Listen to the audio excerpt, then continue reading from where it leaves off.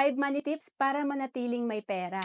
Una is pataasin ang cash flow mo. So, ibig sabihin talaga gawan natin ng paraan na magkaroon tayo ng other source of income. Kailangan maganda yung income natin. And of course, dapat disiplinado tayo. Bawasan natin yung expenses natin. Huwag nating isasabay sa pagtaas ng income ang pagtaas ng expense natin. And then, pangalawa, magkaroon ng disiplina sa paghawak ng pera.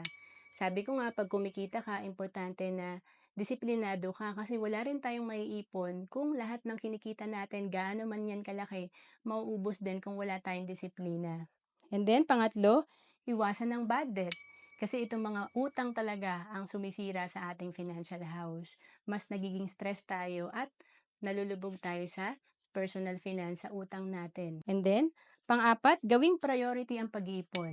Importante talaga itabi natin kahit 10% ng kinikita natin para meron tayong mapapalagong pera at magiging asset na magbibigay sa atin ng additional income. And panglima, palakihin ang asset. Ito yung halimbawa, 10,000 per month ang iniipon mo. Sa loob ng 20 years, alam mo bang pag ininvest mo yan sa kumikita ng 12% average per year, nasa 8.65 million na yung pera mo.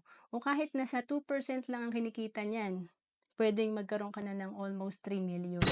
So again, to know more about savings and investment, message mo lang ako sa FB, Roancelis Capistrano.